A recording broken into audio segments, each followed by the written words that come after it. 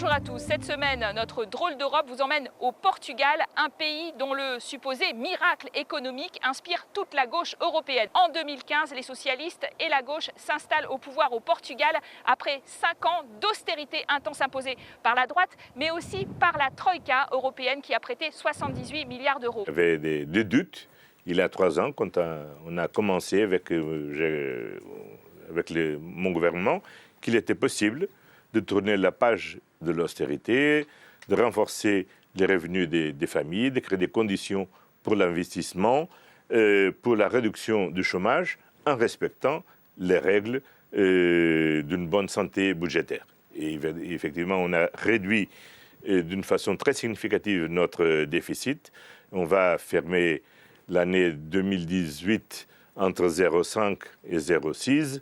Le gouvernement Costa a augmenté le SMIC de 530 à 600 puis 700 euros, c'est-à-dire très progressivement, à la différence de son homologue espagnol, pour ne pas entamer la compétitivité à l'export de ses PME. Et de facto, les exportations ont bondi, le tourisme aussi. Il a réembauché 20 000 fonctionnaires, fait baisser le temps de travail à 35 heures et en contrepartie, pour assurer l'équilibre budgétaire, il a augmenté les taxes sur l'essence, les boissons gazeuses ou encore l'alcool.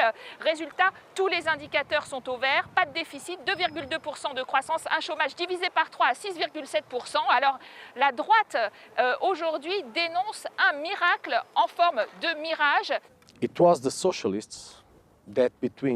Ce sont les socialistes qui étaient au gouvernement entre 2006 et 2011. Et eux qui ont conduit le pays à la faillite.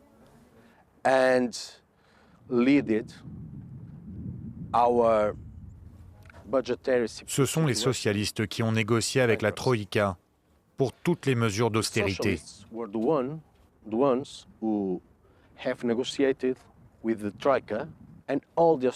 Il se trouve qu'en 2011, ils ont perdu les élections.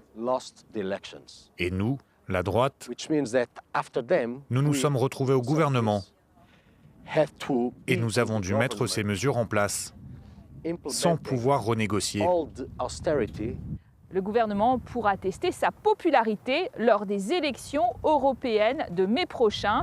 Elles constitueront d'ailleurs un test grandeur nature pour les législatives d'octobre 2019 qui seront scrutées de très près par toute la gauche dans notre drôle d'Europe.